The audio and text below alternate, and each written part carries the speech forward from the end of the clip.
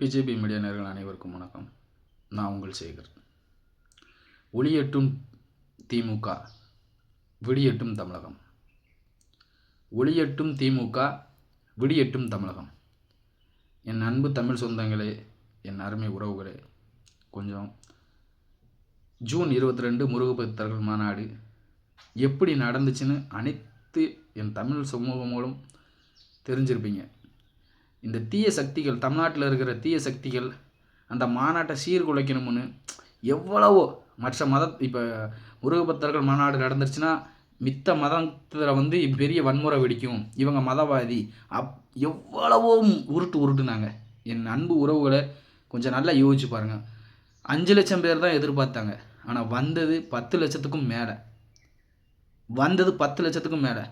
அவன் கட்சி மாநாடு நடத்தினா அந்த மாநாடு அந்த தலைவர், அந்த கட்சி தலைவர், தயவு செஞ்சு கம்பியை தூக்கிட்டு போயிடாதீங்க, தயவு செஞ்சு சேரை உடச்சி போட்டுறாதீங்க, தயவு செஞ்சு அதை கொண்டு போயிடாதீங்கன்னு சொல்லிட்டு அந்த கட்சி தொண்டர்கள் மேலேயே களவான் திருட்டுப்பட்ட நீ ஒவ்வொரு மாநாட்டுக்கும் வந்துட்டு 100 கம்பி 200 கம்பின்னு தூக்கிட்டு ஓடிடுறீங்க, சேர்களை உடச்சி போட்டு போயிடுறீங்க, நாங்கள் இவ்வளோ ரூபா தெண்டம் கட்டுதோம், அவ்வளோ ரூபா தெண்டம் கட்டுதோம், எங்களுக்கு எவனுமே அது இப்படி புலம்புறதுக்கு மத்தியில் நல்லா புரிஞ்சுக்கணும். என் அன்பு தமிழ் சொந்தங்களே நல்லா புரிஞ்சுக்கணும்.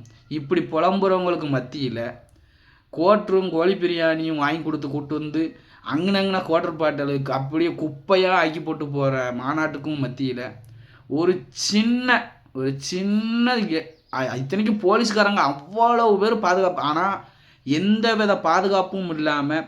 ஏன்னா இந்த தமிழக அரசு என்ன நினச்சிச்சுன்னா, இந்த முருகபக்தர்கள் மாநாடு கிராண்டாக நடந்துடக்கூடாது, எங்கேயாவது ஒரு இடத்துல ஒரு வன்பு இங்கே பார்த்தீங்களா இவங்கெல்லாம் இப்படித்தான் செய்வாங்க, அப்படித்தான் செய்வாங்க அப்படின்னு எவ்வளவோ போராடி பார்த்தாங்க, ஆனால் முடியலை.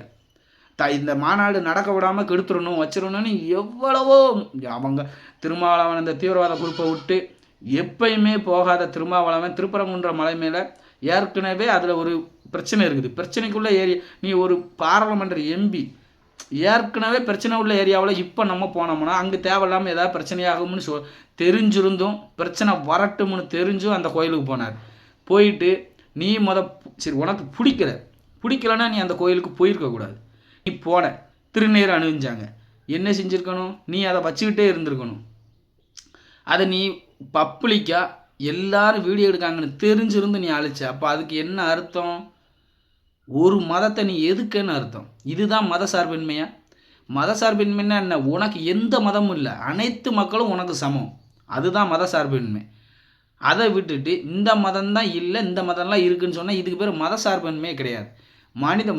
மனித சங்கிலி போராட்டம் நடத்தின எதுக்கு நடத்தின? நீ தானே சொன்ன, என்ன சொன்ன? 300 சேர் 400 கம்பிகளை தூக்கிட்டு போயிருந்தீங்க, 100 சேர் 200 சேரை உடச்சி போட்டுருந்தீங்க, அப்படியா இப்படியான்னு சொன்னேன். ஆனால் முருகபக்தர் மாநாட்டில் எவ்வளோ ஒழுக்கமாக கண்ணியமாக ஒத்த சேர் உடையலை, அவன் இருந்ததை அவங்க தூக்கி வச்சுட்டாங்க. ஒத்த குப்பை கிடையாது. ஒரு உலகத்துக்கே ஒரு மாநாடுனா எப்படி நடக்கணும்னு எடுத்துக்காட்டின ஒரு மாநாடு முருகபக்தர்கள் மாநாடு. 5 லட்சம் தான் எதிர்பார்த்தாங்க, ஆனால் வந்தது 10 லட்சத்துக்கும் மேலே. 10 லட்சத்துக்கு பேர் வந்தது. எந்த இடத்துலையும் மூச்சு திணறல் ஏற்பட்ட ஒருத்தங்களுக்கு கூட ஏதோ ஒரு சின்ன அசம்பாவிதம் கூட நடக்கத்தலை. அப்போ எவ்வளவு கண்ணியமாக எவ்வளவு கட்டுப்பாடாக அதை நடந்து முடிஞ்சிருக்கும். எந்த இடத்துலையும் மித்த மதத்தை பற்றி என் அன்பு தமிழ் சொந்தங்களே, ஹிந்து சகோதரர்கள் மட்டும் இல்லை, மித்த மதத்தில் உள்ள சகோதர சகோதரிகளுக்கும் ஒன்று சொல்கிறேன், எந்த மதத்தை பற்றியும் தாழ்வாக பேசவே இல்லை. எந்த மதத்தை பற்றியும் அவன் மதத்தை அவங்க பேசிக்கிட்டாங்க. இந்த மதத்தில் எப்படியெல்லாம் இந்த மதத்தை அடிக்கிறாங்க காயப்படுத்துகிறாங்கன்னு சொல்லியிருக்காங்க. ஆனால் அப்போ கூட அந்த தேவையில்லாமல் வன்முறைகளை தூண்டி விடுற, மதவாதத்தை தூண்டி விடுற தீய சக்திகளை மட்டும்தான் பேசுனாங்க. முதல்ல குறிப்பாக டிஎம்கே குரூப் எந்த லெவலுக்கு மத கலவரத்தை தூண்டி விடுதாங்கன்னு நீங்களே பார்த்துருப்பீங்க. இது முருகபக்தர்கள் மாநாடு இல்லை, இது அதில் சங்கிகள் மாநாடு, இந்த மாநாடு எந்த மாநாடாக இருந்தாலும் ஒழுக்கமாக கண்ணியமாக, கோட்ரு இல்லாமல், கோழி பிரியாணி கிடையாமல், சாப்பாடு அத்தனையும் ஒவ்வொரு கிராமத்தில் இருந்தும் அவங்களா தயிர் சாதமும் சரி, புளி சாதமும் சரி, லெமன் சாதம் கட்டி அவங்களா போய் கூட்டு போனாங்க.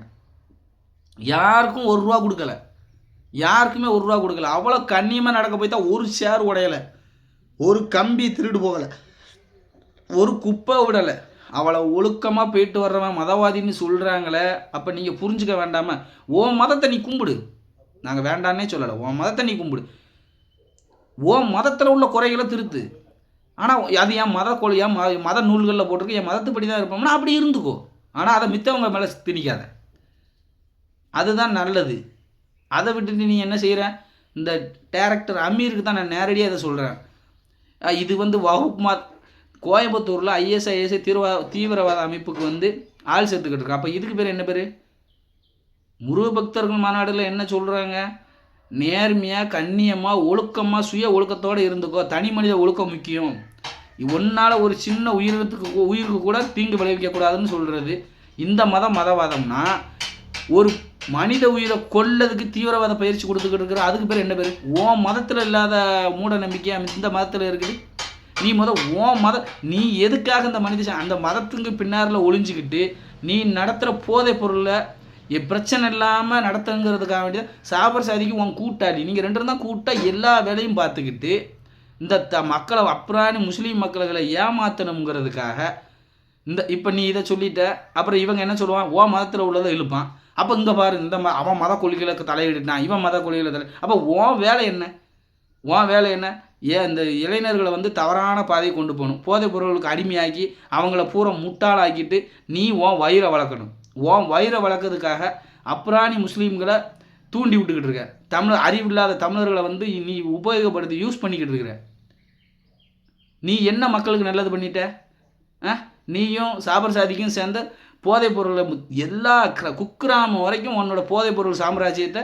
ஏன்னா இளைஞர்கள் யாரும் படித்து நல்ல வழிக்கு வந்துடக்கூடாது. படித்து ஒரு நல்ல வேலைக்கு வந்துட்டாங்கன்னா நீ இப்போ நடத்துகிற போதைப் பொருள் பழக்கத்தை அவனால் இது பண்ண முடியாது. அதுக்காக நீ இந்த வேலையை பார்க்க. அப்புறம் இந்த மாநாடு வெற்றிகரமாக நடந்து முடிஞ்சிச்சு. டிஎம்கே விடுதலை சிறுத்தைகள் கட்சிக்காரன் எல்லாவனுக்கும் அதை பற்றி தப்பாக பேசிட்டான், இதை பற்றி தப்பாக பேசிட்டு. எதை பற்றி தப்பாக பேசினா எந்த மதத்தை பற்றி தப்பாக பேசினாங்க?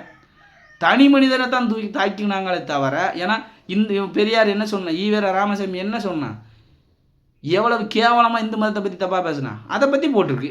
வேறு என்னத்தை போட்டிருக்கு? தப்பானவங்க தானே சொல்லுவான். வேறு எப்படி சொல்லுவான்? ஒரு மதத்தை குறிப்பிட்டு சொன்னானா?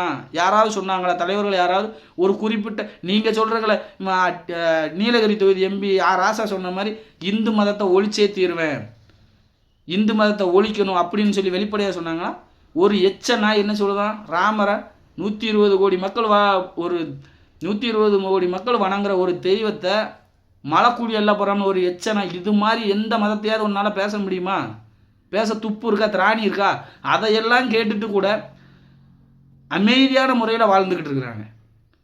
இவன் சொல்கிறான் இது இந்து மத மாநாடு இல்லை, வன்முறை தூண்டுது. எந்த இடத்துல வன்முறை தூண்டுனாங்க? என் அன்பு தமிழ் சொல்லுங்களே, நீ கேட்கணும், ஒவ்வொருத்தரும் கேட்கணும். நீ ஒன்று அடிச்சுக்கிட்டே இருக்க, நீ வாங்கிக்கிட்டே இருக்க, உனக்கு என்னைக்கு சூடு சொன்ன வரும்? மித்த மதத்தை பற்றி ஒரு வார்த்தை பேச முடியுதா? நீ முருகபத்திர மாநாடு போனால் எவ்வளோ கண்ணியமான ஒழுக்கத்தோடு போகிற, ஒழுக்கத்தோடு வார. எங்கேயாவது எந்த கட்சி மாநாட்டுலையாவது நீ எந்த மாநாட்டு திரடலைனாலும் பாரு, குப்பை குளம். இப்போ இனிமேல் திருத்தலாம், இதை பார்த்துக்கிட்டு இனிமேல் திருந்தலாம். அப்போ திருத்த வைக்கிறது யார்? திருந்த வைக்கிறது யார்? இது ஏன் உனக்கு புரிய மாட்டேங்குது, தெரிய மாட்டேங்குது? உன்னை பற்றி அடிக்கானா? நீ என்ன எங்களவே சொல்லிக்கிட்டு இருக்கன்னு நீ கேட்க வேண்டாம். உனக்கு நீ சோத்தில் உப்பு போட்டு தானே திங்க.